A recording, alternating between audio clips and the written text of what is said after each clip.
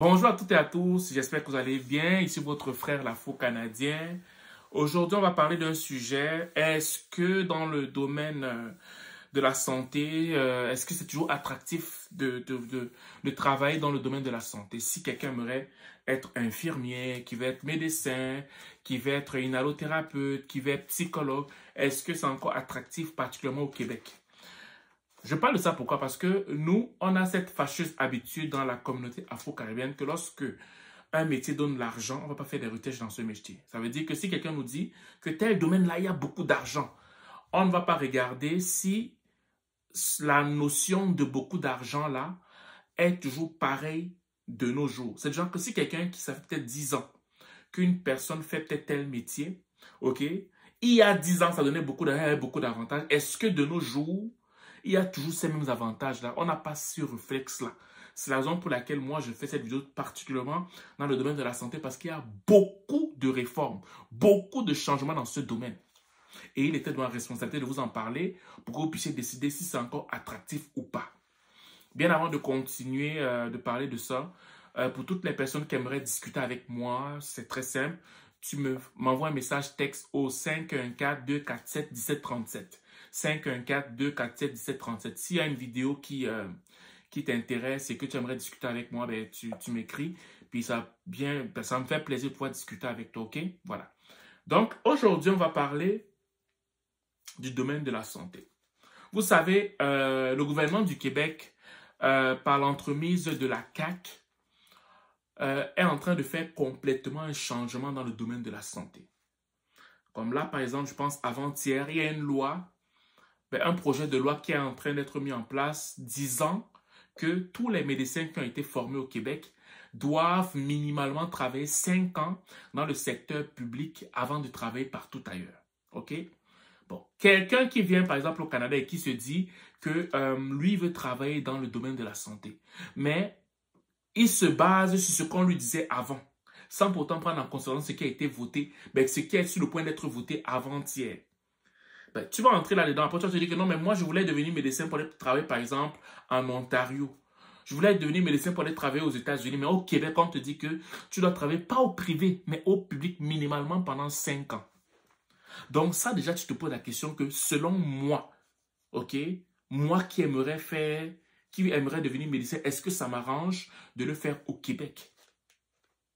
Ou est-ce que je partirais faire cette profession ou cette formation ailleurs? Ça, c'est la première question qu'il faut te poser. Toi qui aimerais peut-être médecin.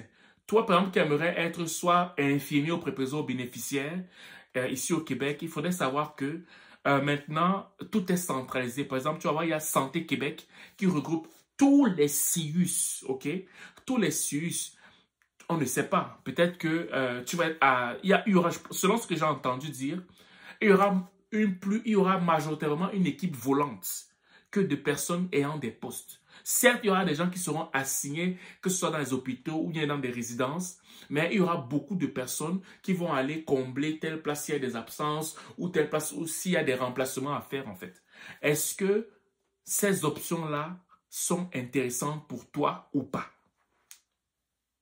C'est la question qu'il faut se poser. Et aussi, selon ce qu'on voit, ok, il y a eu beaucoup de coupures. Beaucoup de coupures, que ce soit sur le plan administratif dans la santé, que ce soit sur le plancher, que ce soit même dans les bureaux au sein comme je l'ai dit plus tôt, des bureaux au sein des hôpitaux, des résidences pour aînés. Il y a eu beaucoup de coupures, beaucoup de coupures. Et aussi, j'ai encore entendu dire que dans le domaine de la santé présentement, tu ne peux plus avoir deux postes. Si je ne me trompe pas, 2 postes au sein de la santé au Québec. Les gens prenaient des fois 2 postes afin d'avoir un plus grand revenu. Maintenant, ce n'est plus possible, à ce qui paraît. Donc, tu vois donc que quand je dis que est-ce que c'est encore attractif, ça dépend de chaque personne. Mais il faudrait que tu saches ces réalités-là.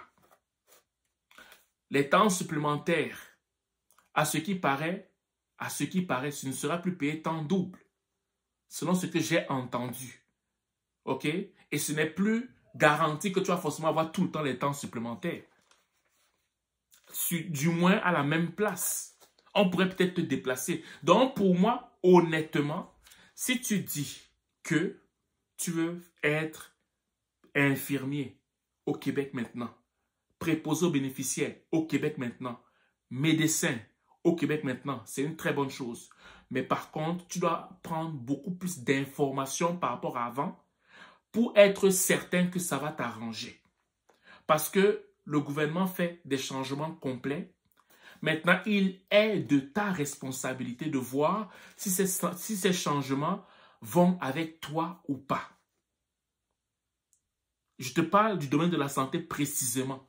Mais si tu vas aller comme un mouton, faire parce qu'il faut faire, ne te plains pas demain du gouvernement, ne te plains pas demain de ton boss direct, ne te plains pas demain de l'hôpital, des gestionnaires de l'hôpital qui vont te dire fais des temps supplémentaires obligatoires, ne te plains pas des résidences où tu vas aller travailler parce qu'il est de ta responsabilité maintenant de voir si être préposé, si être infirmier, si être médecin ou toute autre profession annexe à la santé, ok, va encore avec ce que tu pensais que c'était. C'est de ta responsabilité. C'est pour ça que je fais cette vidéo. Il est de ta responsabilité. J'insiste là-dessus. Parce qu'il y a beaucoup de changements qui sont en train d'être faits en fait.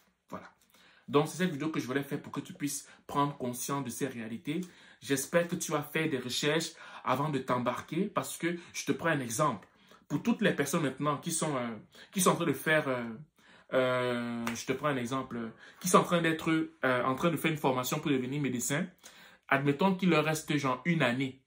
Eux, ils pensaient par exemple aller après ça travailler à Vancouver ou à Ottawa, mais ça ne va plus être possible parce qu'ils vont devoir d'abord travailler 5 ans dans le public, pas dans le privé au Québec.